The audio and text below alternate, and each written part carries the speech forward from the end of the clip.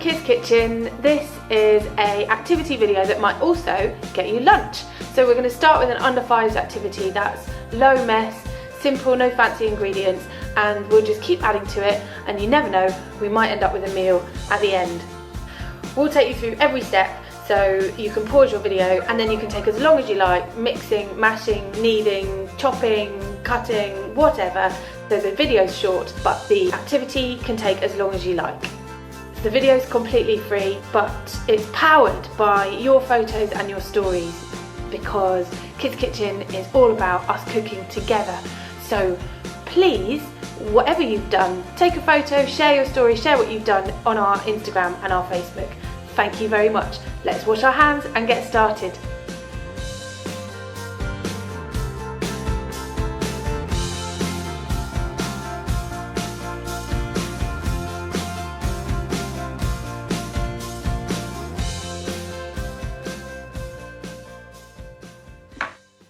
I'm Kate from the Herefordshire Hub of Kids Kitchen, and this is Rowena. Hello, I'm Kemi. I'm from the South East London Kids Kitchen Hub. Today we are going to be talking you through our gnocchi recipe. So what ingredients do we need to make the gnocchi, Rowena? Are you going to show everybody? What's this one? It looks like a banana.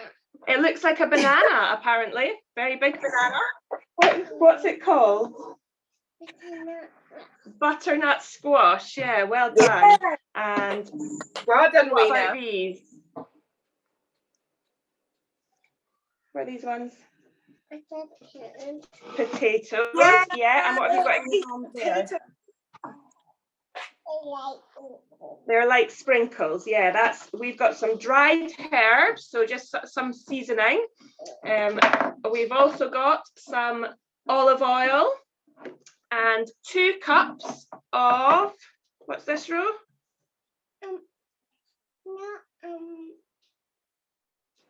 What is it?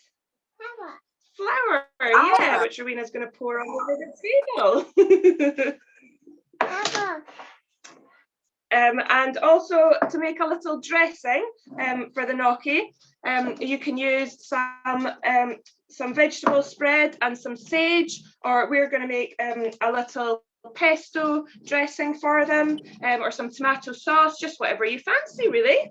That's looking delicious already. And for the equipment, you need to have a bowl. As always, do you have a bowl? Want to show us a bowl? Yes. So you need to have a bowl. You need to have a peeler, so you can peel your potatoes, anything that you want to peel. And you need to have a knife. Keep the knife very safe. And you need to have like a masher or a fork. Yep. Yeah, we've got a masher. Get your sauce ready. And make sure you turn on your oven, and you need like a roasting tray. I've got this. My oven is already nice and warm.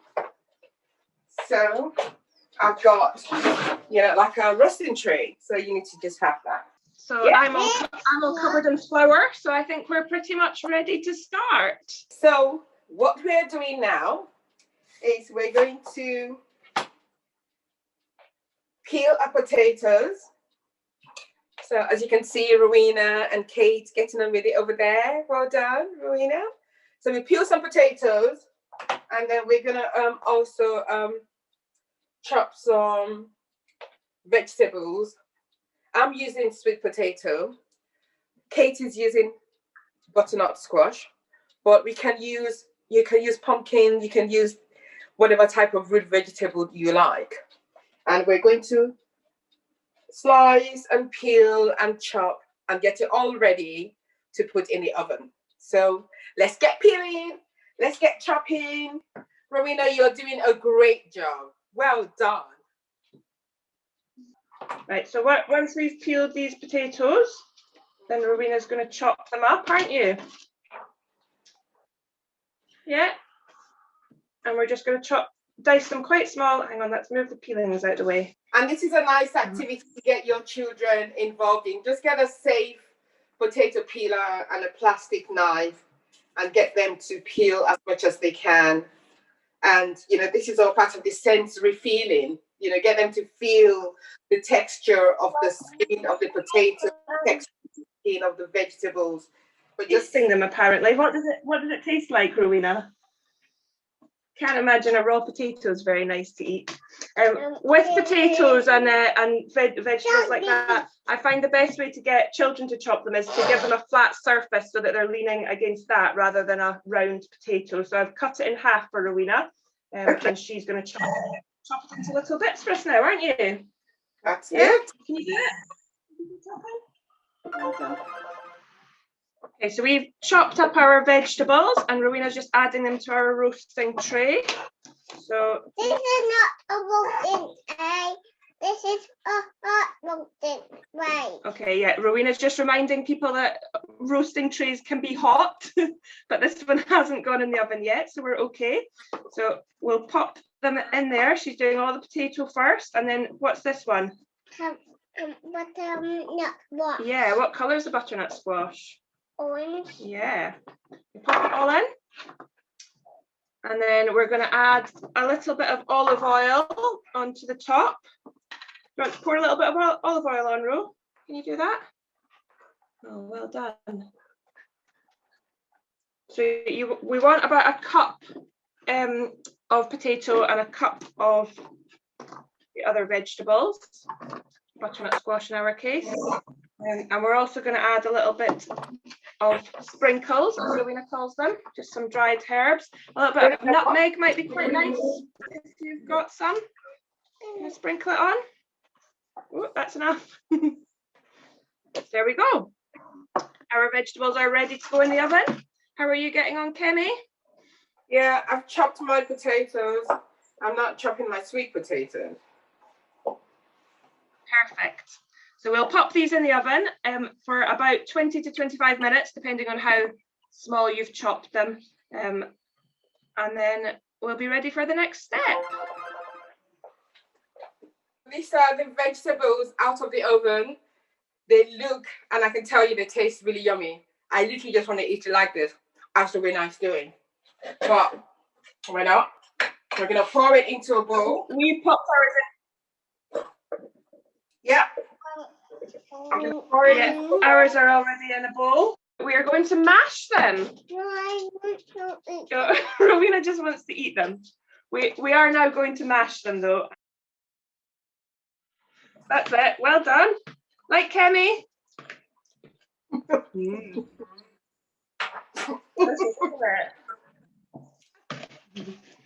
So we're going to mash some of it right now, did you?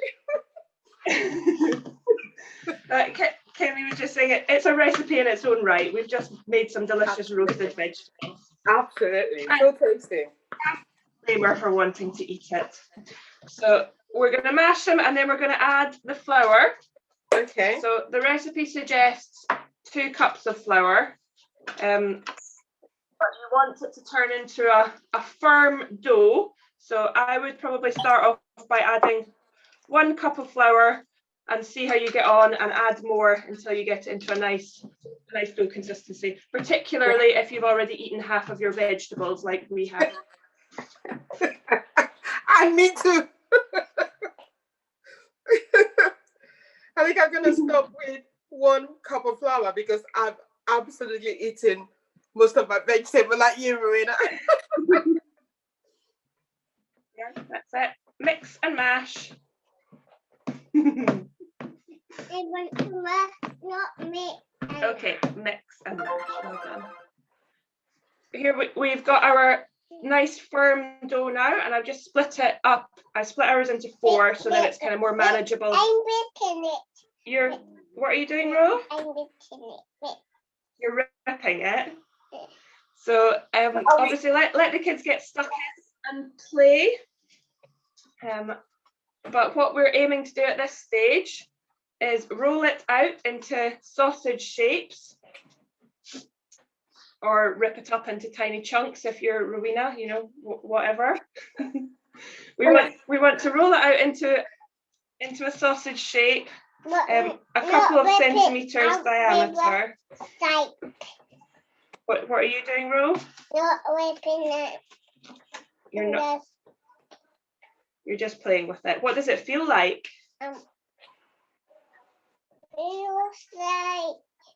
like squishy and grippy. Squashy and grippy. Yes. Yeah, those are good words. So once you've got your nice sausage shape, and we're just... You're squashing it. Okay, well done. Then we're just going to cut it into little oval chunks, a couple of centimeters long, and that's our gnocchi. Mine's not already warm. Do you want me to make... You chop that one, and I'll make this one into a wiggly worm for you. There you go. That's perfect. Real good job. Yeah, the play sensory element is just as important as the actual cooking with this. Okay, and once you've got all of your dough like that, then we're ready to cook it. Ready to go. So we're going to cook it now. And the best way to do that, I've found, is to do it in small batches. If you put it all in at once, it tends to stick together. So yeah, roughly sort of a handful at a time, I guess. You are adding it, as Kemi's doing, to a pan of boiling water. Yep. And what should happen is they should sink to the bottom. Yeah. And then after a couple of minutes, you should see them rise up to the top once they are cooked. And when they rise up to the top, you can scoop them out and put them to the side and add more. Okay. And keep doing that until they're all cooked. All right. Can you see? Yeah, they're floated up to the top. Perfect. Scoop them out and put them to the side and add the next batch. And we'll keep doing that until they're all cooked. So ours is ready. Are you going to show them? Freddie's joined us for the eating part. So ours is ready to eat, and Rowena's already digging in. Is it nice? It's nice. Oh, yum, yum. Good job, Freddie. So what are you doing now, Kemi? I am snipping some basil, and I'm going to put it in a pan with some oil. And that's going to be like a simple sauce. So that's my basil all snipped. Go in the frying pan.